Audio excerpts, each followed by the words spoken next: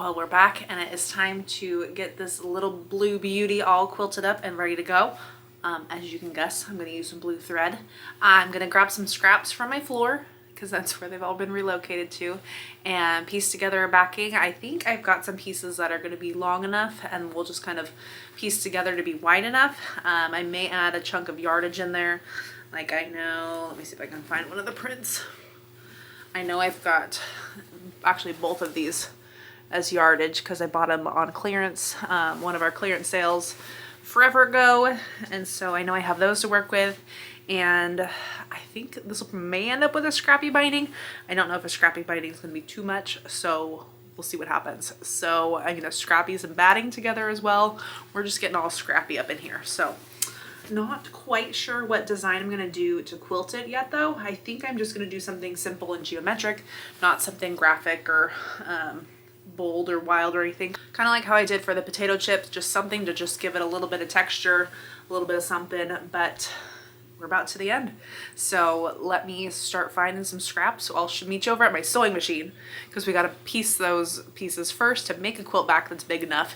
Yes, this was about 48 inches like I thought. So we need 48, 51, 2, 3, 4. So we need about 54-inch square backing. So if it was width of fabric or length of fabric, I would get a yard and a half twice. But we're gonna get wild and piece some things together. So I'll meet you over at my sewing machine and let's see what we come up with.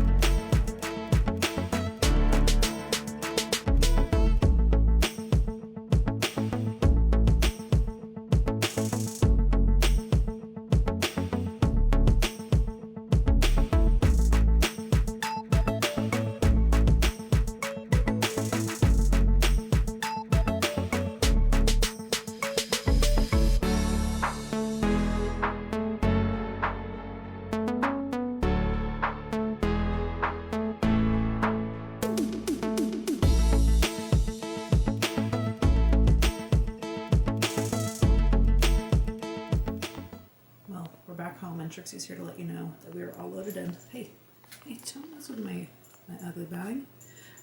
We're all basted in, ready to go. And I think I just want some overall texture with this, so I'm going to go for my malachite design, which looks like this, kind of topographical map lipping, but it'll just kind of give it a little something instead of overwhelming it with detail.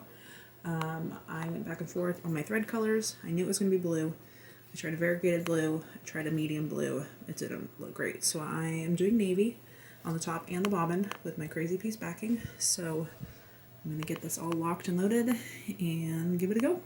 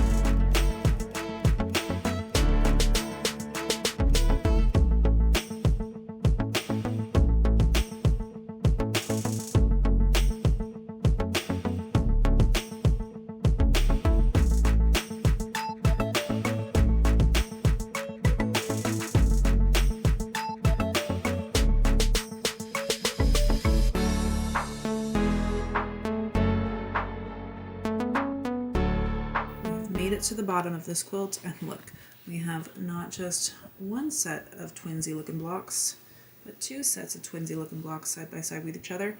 And I did a terrible job at giving myself batting allowance, so don't do this to me or your long armor.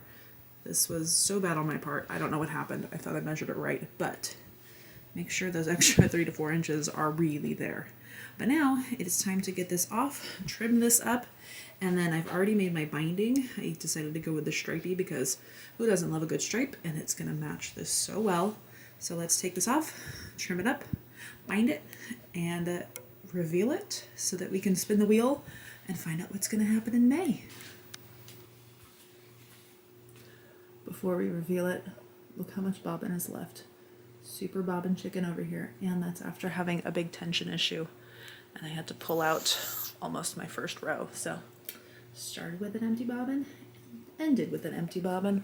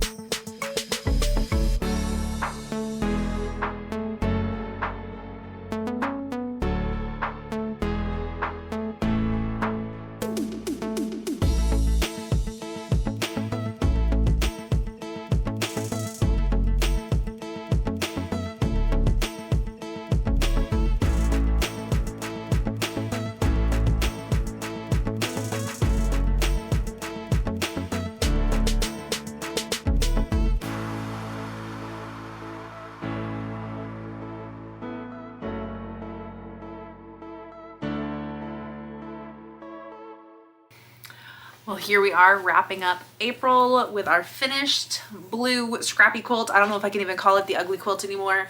It's just so fun. It's like Picasso's blue period, but Emily, and make it quilty. I think this turned out so great. Again, it was definitely a challenge. You starting with a smaller block and making an even smaller block after that. But yes, absolutely, a 60mm rotary cutter would have helped a lot. I thought I had forgotten to even pack my rotary cutter, so I'm lucky that my table mate Anna had loaned me hers, but it definitely was quite the experience. But this malachite piecing, quilting I think was perfect. It doesn't detract from it at all. It kind of just gives it some texture and gives it a little bit of detail to it without taking away from the like scrappy abstractness of it. And then speaking of scrappy, I scrappied up this back like no other, and I was surprised that I didn't have enough. I didn't have any more big strips like this. I thought I would, but it became the adventure of piecing. This one was all the way to the selvage on this side, so luckily my binding covered it up. But we are all done and so much fun, and we are gonna move on to the next one, but first we gotta take a look at this stripy binding. I swear this fabric has been used in this is probably like quilt 3 or 4 at this point. I know it was in my potato chip one, it was in one that I did last year, and I feel like I've used it in maybe a 3-yard quilt. I'm surprised that if I haven't yet, but it's just so good. And I've still got some of it left. It almost became my backing if I didn't have enough to scrappy it all together, but as you can see, there's a peek of it in there. It's just so good. I think this actually is a pretty good size. Like this is 48 or 49, so making my backing 54 was real close. Like I said, I sewed into some of the selvage on one, and then was real short with my batting that I measured off that same measurement. So don't be like me. Make sure your batting is bigger than your quilt at appropriate sizes. So I'm gonna head outside to get this all photographed so you can see the full reveal and get some fun up close details. And then I'm gonna spin the wheel so we figure out what we're making in May. Luckily I have no trips in May, so if it is a trickier block or something that has more pieces to it, I won't be gone and back like I was this month. So let's go take some reveal photos, get you that wheel spin, and I'll see you real soon.